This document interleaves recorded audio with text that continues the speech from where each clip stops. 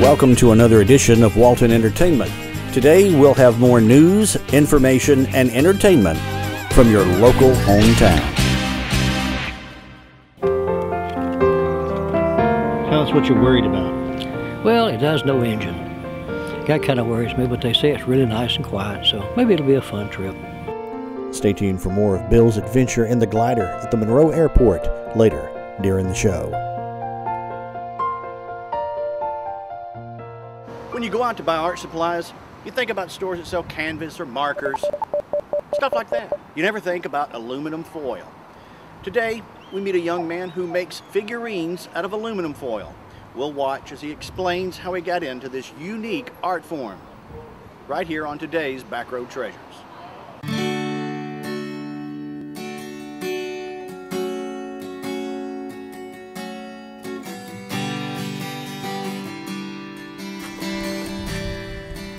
My name is Chardarius Neal. I go to Clark Central High School. My inspiration from my uncle, Harold Rittenberry, the artist who does the tin. Just that moment I seen him one time, his big sculpture, it just changed my life. And then from then on, I just been getting on my grandparents' nerves, asking for that foil and stuff. Which started out, my first one, it started out as a hand. Yes, an actual human hand I made. And as years went by, I just improved until as soon as I turned about 12, I took a year off from doing that and worked on my drawings. And I started back, I just got better as it kept going on. I found out probably 4 or 5 years ago that he did that. I went as a visit and saw where he had made some bulldogs and some other things, and I think he's got a real good talent. His grandmother is extremely proud of him. His auntie is also. They buy him aluminum foil to make sure he has enough material to do his work. He did tell me on the way out here that he had taken 6 months to a year off and dedicated some of his time to drawing, which he has started to do. He came back recently and started making figurines again, and he seems to say he's getting better at it. So, yep, we are real proud of him, my side of the family as well as his side of the family. We think he's really got a hidden talent, and we encourage him every day to do well with it.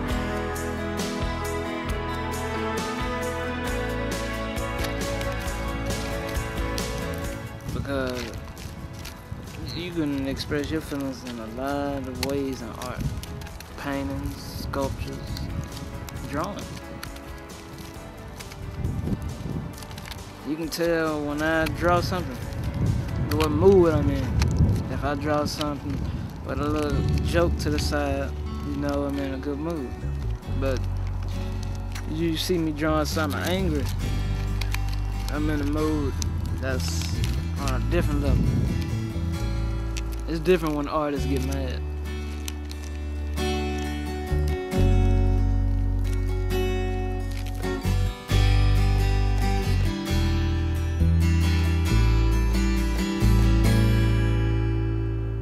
This came out a lot better than I thought it would.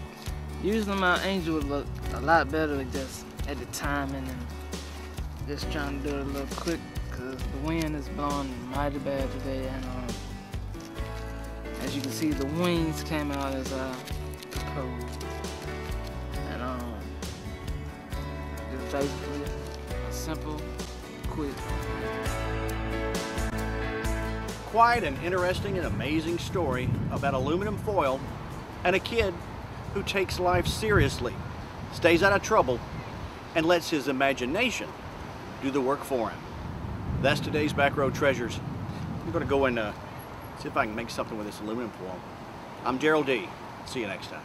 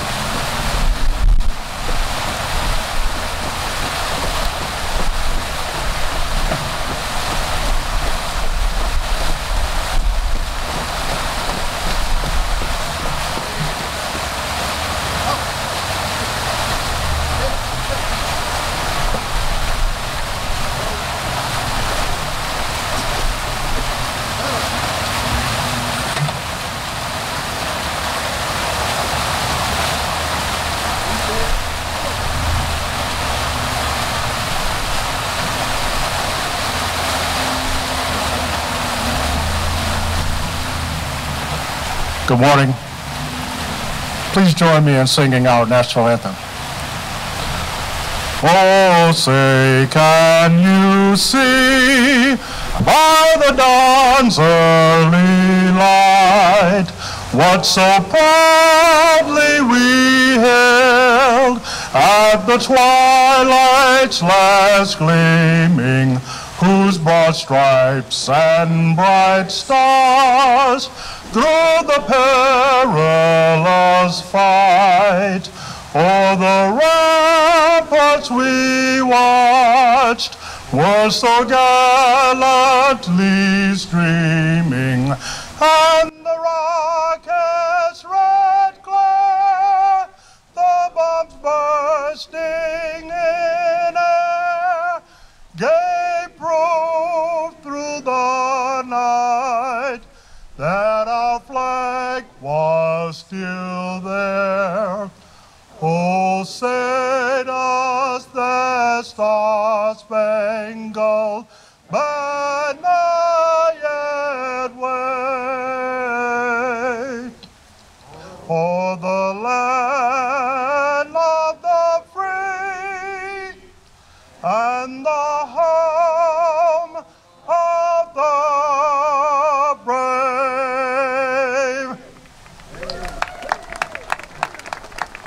I'd like to again welcome everybody here today. This was originally scheduled for Monday, and they called me last Friday. I was out of town, and they said there's a 100% chance of rain on Monday. And I said, for real? Not 80, not 70, but as y'all all know, you saw that it was a 100% chance of rain. If you didn't get rain Monday, you didn't live in Walton County, Georgia. So and I think today is the first day that the good Lord sent us this pretty day. And so we're very proud of it. I'm truly humbled to be standing here today in front of this beautiful memorial. It is a symbol of our gratitude for those that have served and also for remembering the ones that paid the ultimate sacrifice. This memorial will also stand for the future generations who will continue to protect our freedoms and the safety of all of us as Americans. All things start with a vision. This monument is no different. It grew from a personal conversation from many years ago with Joe Jackson at church one Sunday. He was a Marine that actually saw the American flag being raised at Iwo Jima. He commented that Walton County didn't have any type of memorial for the veterans. I made him a promise to try to rectify this. Unfortunately, he didn't live to see it become a reality, but it was from his request that we are all here today. From the early planning to the finished version, there have been so many dedicated people. I will not try to name everyone personally out of fear of leaving someone out. Without these dedicated people, the reality of this monument wouldn't have been finished. I'm proud of the way the community embraced this project and how so many groups, along with individuals, worked tirelessly to make it happen. Thank you, thank you, thank you. I will close with this quote from former President Ronald Reagan. Freedom is never more than one generation away from extinction. We didn't pass it to our children in the bloodstream. It must be fought for, protected, and handed on for them to do the same. Again, thank you all for being here to dedicate this memorial and let it remind us for generations to come that we must never forget. Johnny Isakson, our senator, one of our senators, was unable to be here today. I have a lot of things going on in Washington, as you know, and so he did send his greetings. It is both an honor and a pleasure to welcome everyone gathered here today for dedication of the Walton County Veterans Memorial. I thank you all for gathering here today to honor and remember our nation's heroes. I'm grateful to all who helped to build this wonderful site and the members of Walton County Board of Commissioners for working to preserve the ideals of freedom, promote patriotism, and honor our veterans. It is so important to show support for the men and women in the United States military who have placed their lives in harm's way to protect our nation, and this monument will serve as an important reminder of those who have given so much. I hope you will join me in taking a moment today to say a prayer for the families who have lost a loved one in service in our nation. Thank you to all who had a hand in organizing this event. I send my best wishes for a meaningful day. As chairman of the Senate Committee on Veterans Affairs, I thank God for the American service members who fought and died for our country, and I thank God for the United States of America.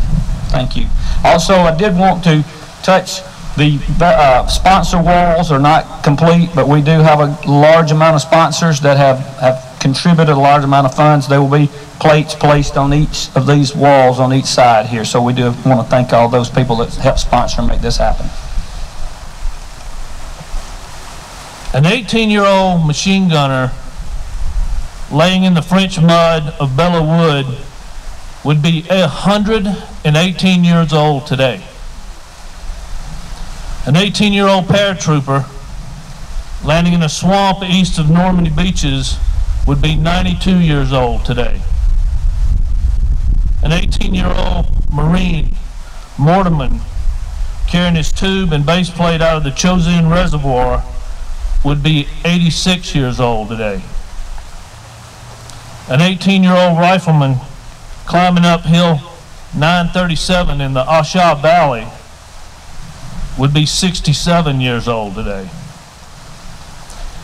And that 18-year-old radio operator hunkering down in a rocky crevice near Tora Bora would be 35 years old today. Reminder, we need them. Thank Kevin Little for the quote Ronald Reagan made in 1961, "Freedom is never more than one generation away from extinction." That's so true. We need these reminders. The veteran understands this concept. And I look out at all these veterans here today, and I'm trying to speak on your behalf, and I'm pretty sorry at it, but I'll try. But the veteran has put into action the concept of the defense of freedom. Reminder. So we gather today to dedicate this beautiful piece of ground as a reminder, a memorial to our veterans here and those already in the great assembly area in the sky. But I want to take a minute just kind of talk about what is a veteran. One definition of a veteran is a person who served or is serving the armed forces. But that definition is just the crust of what a veteran is, just the outside crust.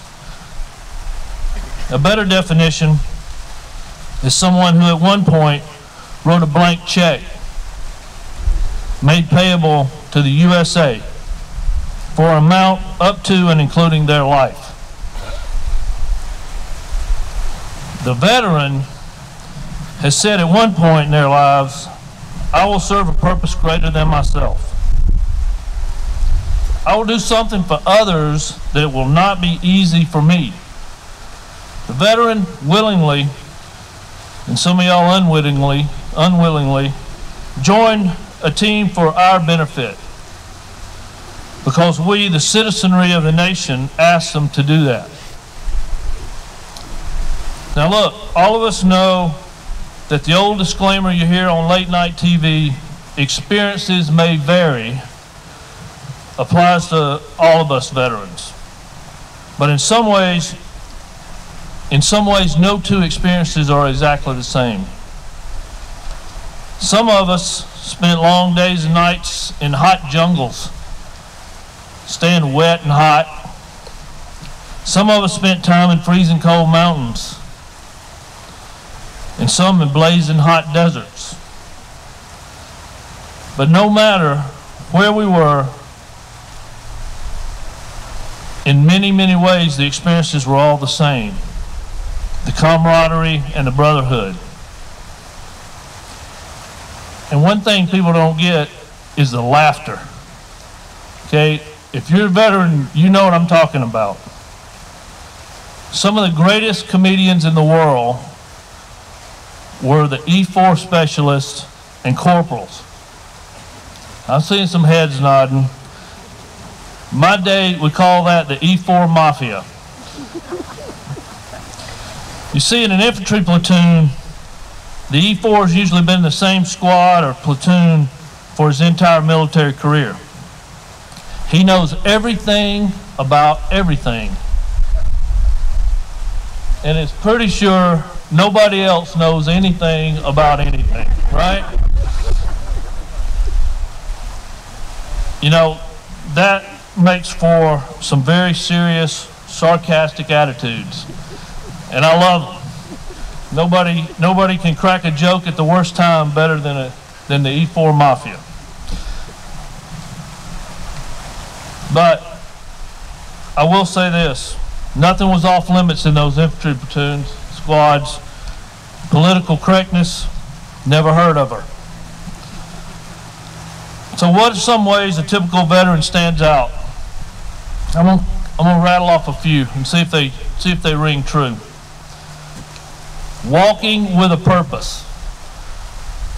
Slow walkers need to move to the right. You see a veteran, we're moving out most of the time, going somewhere, doing something. Second, eating fast.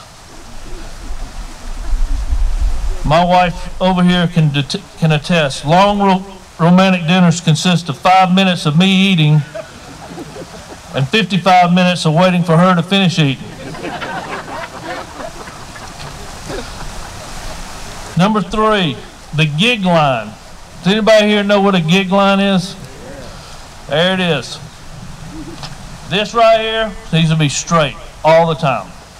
Usually, for a veteran, it's accompanied with a tucked-in shirt and a sensible pair of shoes. You never know when you got to walk somewhere, right? Scanning, number 4. Every veteran knows this. You're always scanning. Scanning the crowd. You're scanning the rooms. You're scanning roadsides. You're always going to be sitting facing the door in a restaurant. Punctuality. 5 minutes early, 10 minutes late. We are constantly, I know I am, constantly asking, well, George, what time does the 2 o'clock meeting start? And number 6, I want to tell you, knife hands. If you don't know what knife hands are, I'm going to demonstrate. When you're talking to somebody making a point, that's a knife hand. And nobody in the world does knife hands better than the Godfather, Secretary Mattis. So, who are veterans? Veterans, teachers.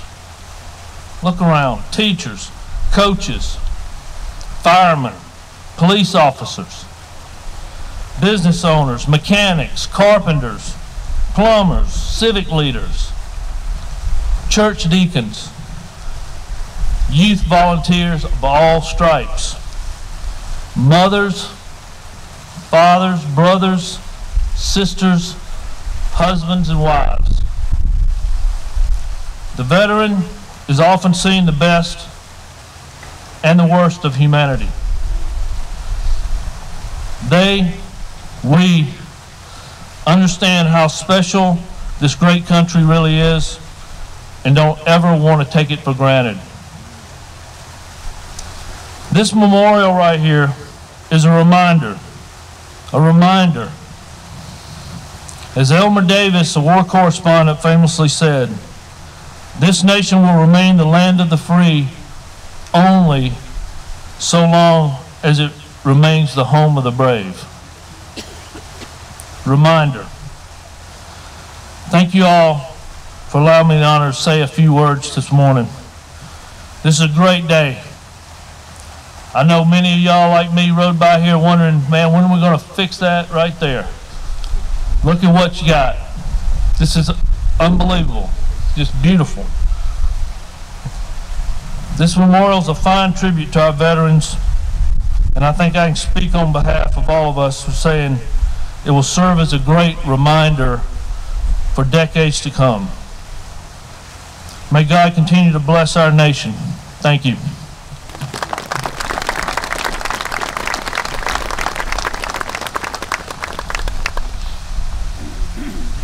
The 2 people who made this memorial come to fruition. And then that is Joe Jackson and Chairman Kevin Little. So I hope that you'll join me in congratulating them and thanking them, rather, for what they did to make this vision possible. As such, we have a stone memorial to my right and to your left as you face me that is placed in their honor, and it reads, The citizens of Walton County thank Chairman Kevin Little and World War II veteran Joe Jackson for their vision and efforts in establishing this memorial honoring all of Walton County veterans. Thank you, Chairman Little, for your leadership and dedication to Walton County. At this time, I'd like for those on the stage to please join me as we officially cut the ribbon for this memorial.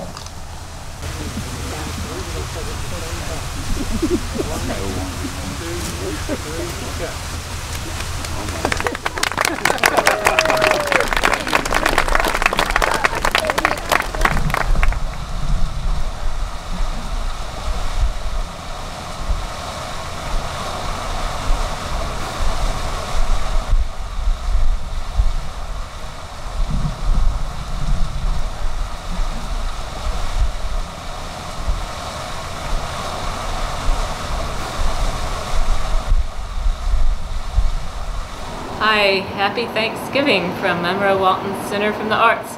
We'll be open all this week except of course for Thursday, Thanksgiving Day, but we will have our regular hours through the week, and now we're open 7 days a week. So we're open Sundays from 1 to 5. Those are new hours for us during November and December only. And then our regular hours are Monday, Tuesday, Wednesday from 11 to 4. Thursdays during November and December we're open 11 a.m. to 8 p.m. And then Fridays and Saturdays from 10 to 5. So we're open. We have fabulous gifts. On our Facebook page today, or all this week, I'm focusing in on jewelry. So be sure to check out our Facebook page. You can find us at Monroe Walton Arts on Facebook and also on Instagram, and see photographs of all the wonderful things that we have. And of course, it's not just jewelry. We have beautiful original art, photography, pottery, blown glass, candles, and so much more. So come by and see us. We have 50 to 60 classes still every month during November and December. And here is just a small example. This is a clay angel that we'll be making in one of our classes. And this angel is actually made by a novice. This is the second thing she's ever made with clay. And isn't she beautiful? So she would be beautiful on a mantelpiece or on a tabletop as a tablescape in your dining room. So this is just one of the classes. The other class is kind of new for us, is holiday chocolates. So we'll be making chocolates in several different classes and different ways to do that over the next month or so. So come see us, visit us on the web. You can see when these classes are offered and how to register for them. These and so many others. We have a holiday, kind of a forest, painting of a tree at night. It's real Christmassy looking, wintry looking without being real Christmassy, so it'll be beautiful anytime, you know, during the winter especially. We have that coming up as a painting class. We have a hypertufa class coming up, which is a really lightweight sculpture material, beautiful for making planting containers, planters for plants. The other workshop that we have coming up is hand-stamped tea towels. And based on how those are selling in the shop, we keep selling out. Every time our artist Maria brings in these tea towels, they sell out. People love them. And you actually take different fruits and beautiful paints and make these hand-painted tea towels. They're just lovely.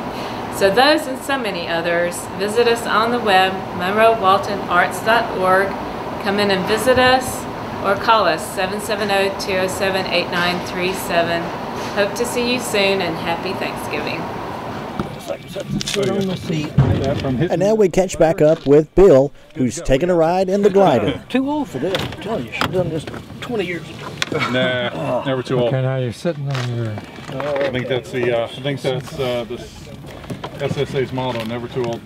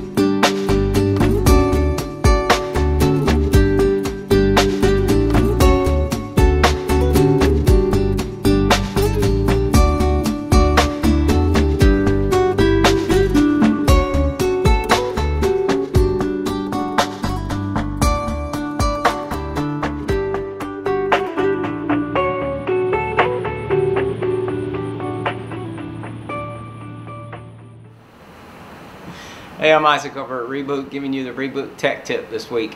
We're going to talk a little bit about Wi-Fi. Wi-Fi has become so big, really it's just become the norm.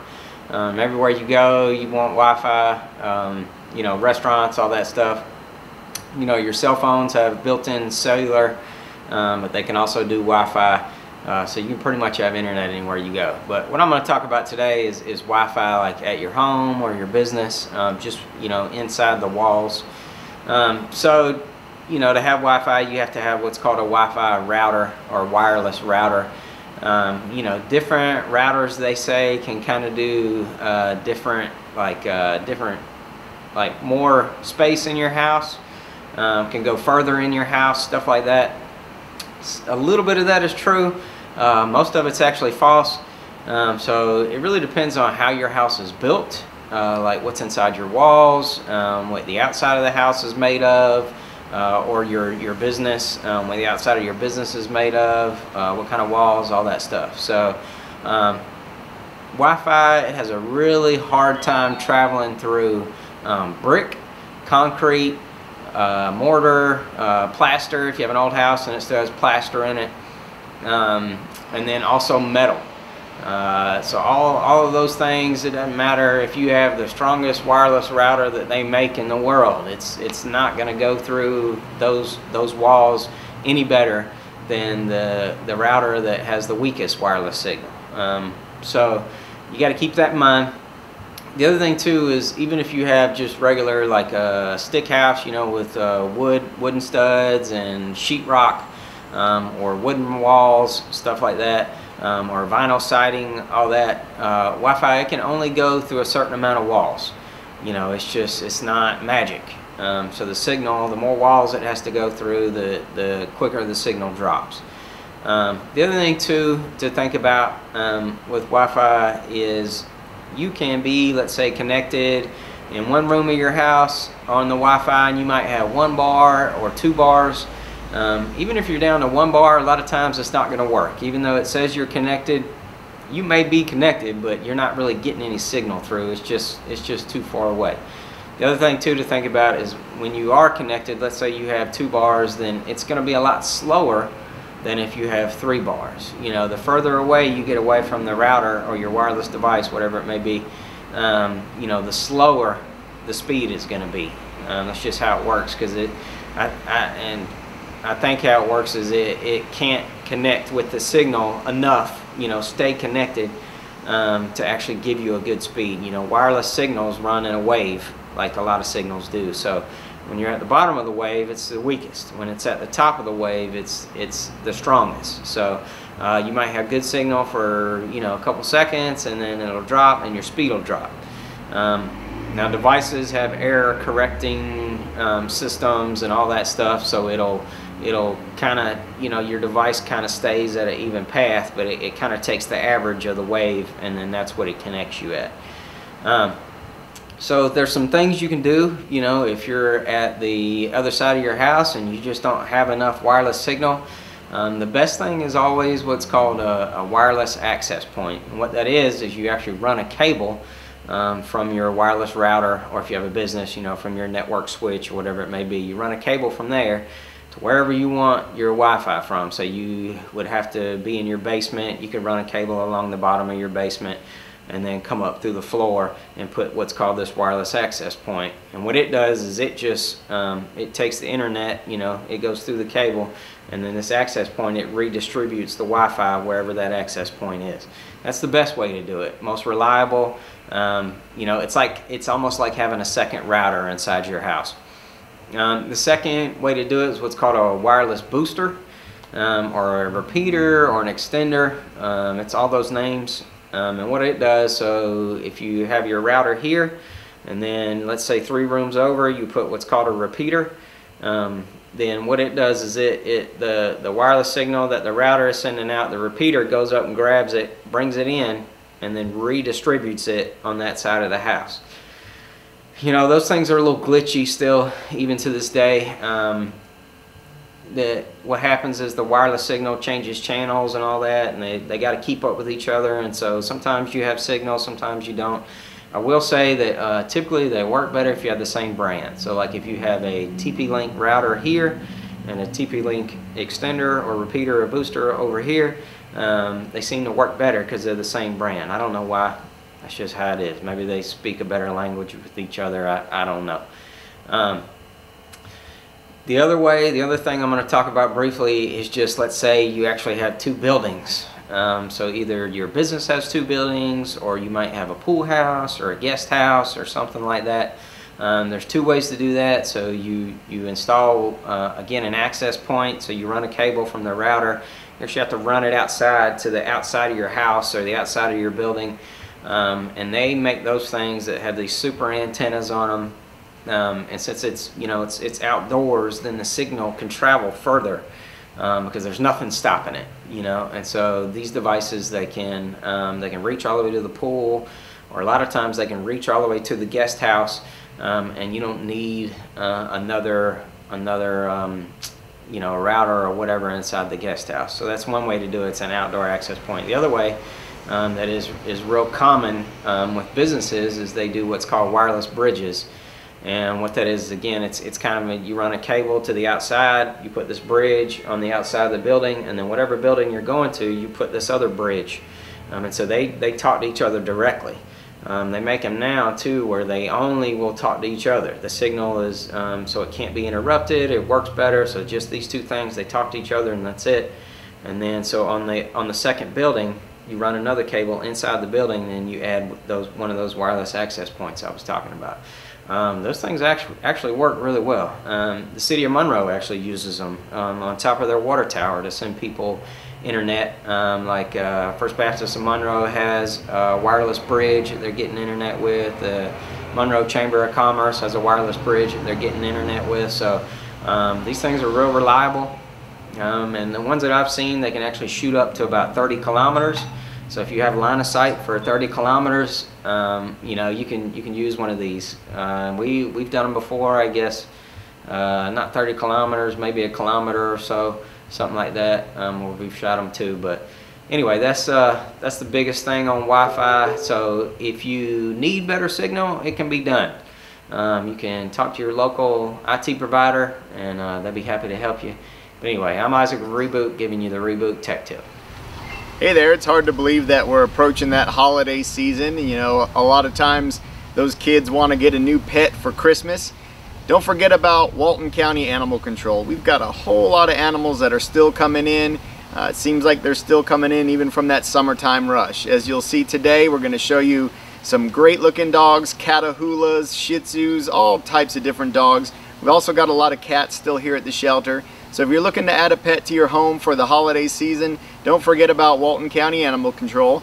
You can come down here during the week, Monday through Friday. We're open from 2 to 4:30 in the afternoon for you to look at the pets that we have. Or if you want to do it from home, we update our website throughout the day, every day at waltonpets.net. As always, our adoption fee is only $40. We haven't gone up on that price, just $40. That includes vaccinations, deworming. A lot of the adult dogs are heartworm tested. The cats can be combo tested upon request. So a lot of that would cost you $150 to $300 at a veterinary clinic. And so just $40 here at Walton County Animal Control. If you're looking to add that pet for the holiday season, don't forget about your local animal shelter. And now we're going to show you some of those pets that are here.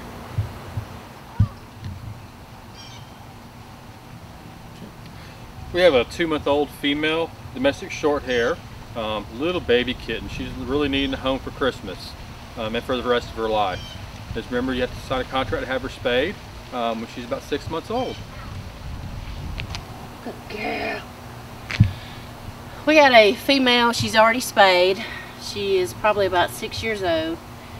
Very sweet and needs a home fast. Come on. Old male Shih Tzu. He was found on Highway 81, and he's had all his December parvo shots and everything, and he's very good with other dogs, and he's ready to go Friday. This is a hound mix. He's probably about a year old. His name is Zeus. He's still got a lot of puppy in him. He's not been neutered yet. Very sweet dog. Hello, I'm Kenny Sargent with Keep Walton Beautiful in the Walton County Recycling Center. I want to thank everyone for tuning in. Today I wanted to take a little bit of time to kind of wrap up our Rivers Alive event. It is one of our bigger events. It's one we're proud of and we're so thankful for, especially all of the volunteers we have. And this year we had right around 220 volunteers cleaning up on October the 13th. And I want to make sure I thank all of those volunteers for coming out, and year after year they've been a part of this, most of them for several years now. And this year we collected 1,960 pounds of trash. We cleaned up areas along the Appalachia River, the Alcovy River, and areas adjacent to those rivers. And just really proud of the efforts of all of our volunteers in Walton County, and look forward to working with all of you again next year. I would encourage any of you that's never been a part of our Rivers Alive event to give us a call down here or email us, or you can come out just to see the center and talk a little bit about how you or any group you're affiliated with could be a part of the Rivers Alive event next year. We do it every year. So give us a call to inquire about that. We'd be happy to help you get to be a part of our Rivers Alive event. It has grown, and as you said, with the 221 volunteers cleaning up, that is a pretty large group, so it is getting a little more difficult to the logistics and of where we're going to clean, and we want to make sure we have enough area to clean for 221 people, but we do have room to grow more. So if you're interested in that, please give us a call or email or whatever. We have just held our America Recycles Day event where we did our paint collection. And we don't have the final numbers on that. We should have it soon, but we've had a good turnout, and it's been another good event, and hopefully in the future we'll have some things to add on to the event as part of it. We really wanted to try to do another tire amnesty, and that just wasn't able to happen right now, but be on the lookout for that. That is something we're planning to do again in the spring. We'd like to do another week-long tire amnesty. I'll try to keep you posted here. Just be on the lookout in the local paper, online and in the paper. We'll advertise that as best we can. It's a great opportunity to get rid of tires, and we look forward to doing that again. We are just finishing up with America Recycles Day, and it's a good time to take the time to encourage everyone. If you're not recycling, there's absolutely no reason why you shouldn't start, and a million reasons why you should. So please get started recycling. Call us. We can help you get started on a very small level, and just recycling a couple of things that's just no-brainers to recycle, and things that we really have to recycle. And for some of you that's been recycling for years, technologies change, the things that are accepted change from year to year. Make sure you're up to date on that, and maybe look into trying to recycle something you haven't recycled before, and try to do just a little bit extra. It's going to take that from all of us. It really is important, and there's no better time than to remind you of that than America Recycles Day. So again, we're happy with our event. We're very thankful for all of our volunteers and everybody that makes doing what we do possible. And until next time, thank you. Give us a call. Our number here is 770-267-1421. We'd be happy to hear from you, have you come out, give you a walk around, get you started recycling, talk to you about why recycling is important, why good stewardship of our earth is important, especially right here in Walton County. So come on out and see us, and we will see you next time.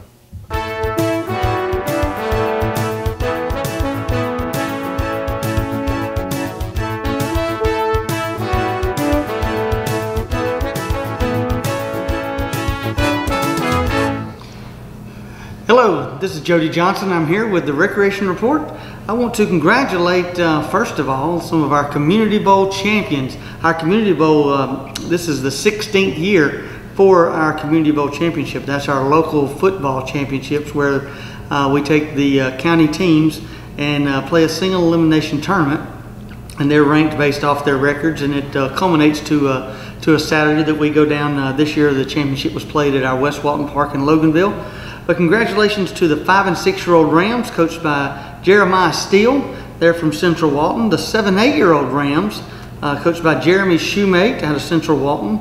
The 9- and 10-year-old Buccaneers out of South Walton, coached by Lane Moore. And our 11- and 12-year-old Rams, coached by Gabriel Ansley. So the Rams had a good year, winning 3 out of the 4 championships. We have different team names throughout the county: the Rams, the Packers, the Vikings. Sometimes in the past, they've had several different names. But congratulations to all the teams that won the county championship. So the way that works is we have a Community Bowl trophy. They'll get their name put on there, on that Community Bowl trophy, and it sits at the office in which the area that they won. So 3 out of 4 of the county championships were won right out of the Central Walton or the Monroe area office. So congratulate to them. I also want to congratulate the local football teams. The Monroe Hurricanes are having a great year, undefeated season, and we hope that you'll make it all the way to the Dome and bring a state championship back to Monroe. Because a lot of those kids that I see playing on Friday night started right here with the Packers or the Rams here with our local football team. Also, the Loganville Red Devils are doing well as well, winning their first playoff game. So good luck to those teams that are still playing in the Georgia High School State Championships. Just like we always say, when we get through with our football, we roll right into basketball. We've already started basketball games. They started this past Monday. We have close to 1,000 kids playing in our youth basketball at some of our 5 different gymnasiums. So we'll be playing this week. We'll take off for Thanksgiving, and then we'll play a couple weeks, and then we'll take off again for Christmas, and then we'll finish off again with our countywide championships in February. So looking forward to a great basketball season. It's always great to get some exercise inside with the kids playing at our local community centers here in Nowell and at Felker Park. Speaking of the community centers, though, we want to invite you. Now, this is the season where we all start eating some of those great desserts or eating some of our turkey meals on several occasions. So it's a great time to join the community centers, use the indoor walking tracks. If it's like it has been this past week where it rained every single day, you just can't get outside and exercise. So kind of get stir crazy. So it's a great time to come to the community centers, join up, and utilize the indoor climate control facilities. And I've been there a couple of times this week, and they're not overly crowded, but there are a good number of folks that are utilizing those community centers as they were intended. I think I was there during the day yesterday up at West Walton. There was probably 15 to 20 people utilizing the community center. So can't play basketball really at night unless we're on one of those breaks, but you can utilize the gym when we're not utilizing it for our youth program.